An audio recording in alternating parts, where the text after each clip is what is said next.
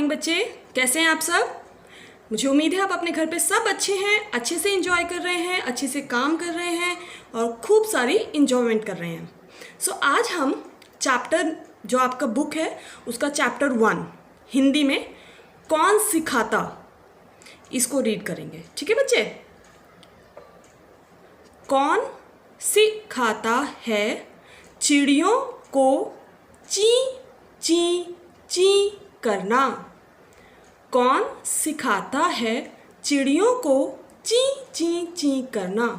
अब इसमें जो हमारा जो कवि है वो पूछ रहा है कि चिड़ियों को ची ची करना कौन सिखाता है। जैसे हमारी एक भाषा होती है ना, वैसे ही चिड़ियों की भी भाषा होती है ची ची करके। जब वो निकलती हैं, छोटी छोटी होती हैं बिल्कुल, ठीक है, तो वो ची ची ची करती है। तो कवि बोल रहा है उनको वो ची ची करना कौन सिखाता है। कौन सिखाता फुदक फुदक कर उनको चलना फिरना। अब देखो, जब हम छोटे होते हैं तो हमारे पेरेंट हमारे साथ होते हैं, हमें हाथ पकड़ के चलाते हैं, हमें बोलना सिखाते हैं। लेकिन जो ये पशु पक्षी होते हैं, इनके पेरेंट इनके साथ ऐसा नहीं करते, वो खुद ही अपना धीरे धीरे करके खुद सब सीखते हैं। तो कवि पूछ रहा है कि कौन सिखाता फुदक फुदक। फुदक फुदक मीन्स कूद कूद कर। वो इधर कभी इधर, अपने जो उनका घोंसला होता है उसमें कभी इधर कूदती हैं, कभी इधर कूदती हैं। तो उनको ऐसा करना कौन सिखाता है।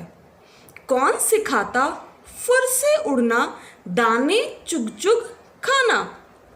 अब क्या है, अब उन्होंने थोड़ा थोड़ा हिलना डुलना शुरू कर दिया, फुदकना शुरू कर गया, तो धीरे धीरे अब वो उड़ना शुरू करते हैं, क्योंकि खाना भी तो खाना है ना। अब हमारी तो मम्मा हमें बना के देती है खाना, लेकिन उनको खुद उड़ना होता है और खुद दाने चुगना मीन्स उठा उठा के वो लोग खाते हैं अपनी चोंच से। तो उनको ऐसा करना कौन सिखाता है। कौन सिखाता तिनके ला लाकर घोंसले बनाना।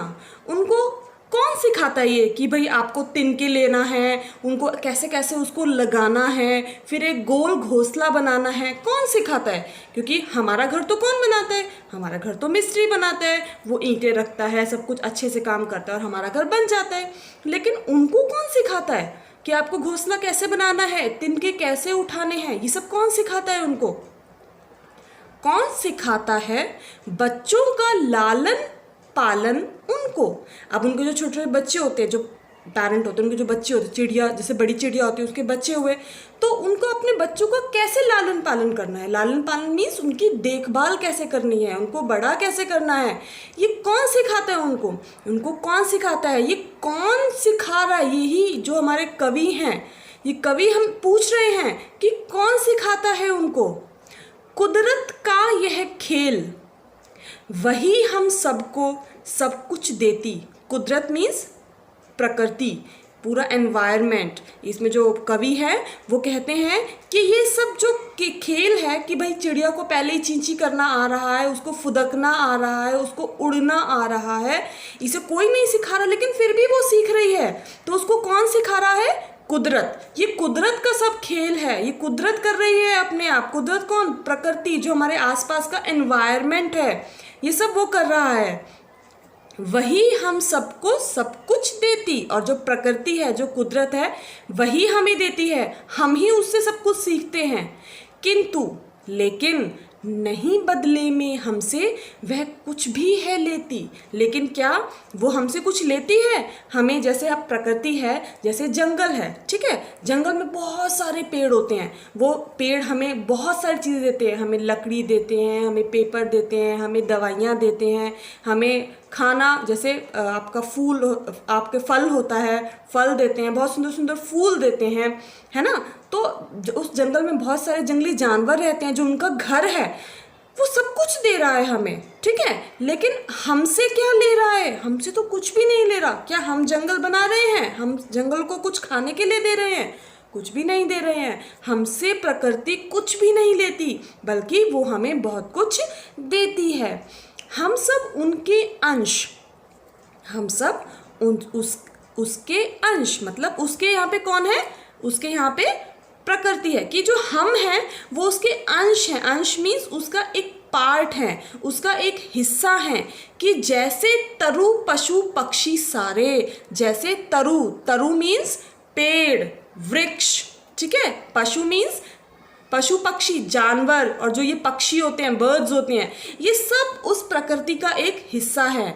हम भी उसका हिस्सा हैं, पेड़ पौधे भी उसका हिस्सा हैं, पशु जानवर भी उसका हिस्सा हैं, बर्ड्स पक्षी भी उसका हिस्सा हैं, ये सब उसके हिस्से हैं। ठीक है, हम सब उसके वंशज, जैसे सूरज चांद सितारे, हम सब उसके कैसे हैं? वंशज। जैसे वंशज कैसे होते हैं? जैसे हमारे घर में ग्रैंड पेरेंट्स होते हैं ना, जैसे दादा दादी, फिर हमारे पापा मम्मी, फिर हम लोग। ठीक है, तो ये क्या है? हमारे वंशज हैं, तो हम उनके वंशज जैसे हैं। जैसे सूरज चांद सितारे, मतलब जितने पुराने सूरज चांद सितारे हैं उतने ही, वैसा ही रिश्ता हमारा उससे है, वो हम उनके क्या है? वंशज हैं। ठीक है, तो इसमें हम किसके बारे में बात कर रहे हैं? हम इसमें प्रकृति के बारे में, कुदरत के बारे में बात कर रहे हैं कि कुदरत हमें बहुत कुछ देती है, उसके बदले में कुदरत हमसे कुछ भी नहीं लेती है ना। तो हमें कुदरत का ध्यान रखना है, कुदरत को खराब नहीं करना।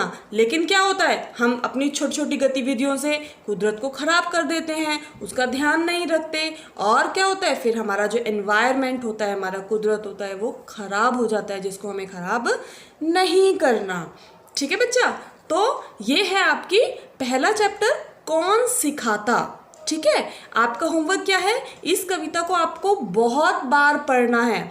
ठीक है, अभी लॉकडाउन में क्या हुआ, आपकी पढ़ने की आदत छूट गई है, लेकिन हमें पढ़ने की आदत को नहीं छोड़ना। रोज एक हमें पेज को रीड करना है। तो अब इसको आपका होमवर्क क्या है? इसको आपको रीड करना है। ठीक है बच्चे? ठीक है बच्चे, थैंक यू।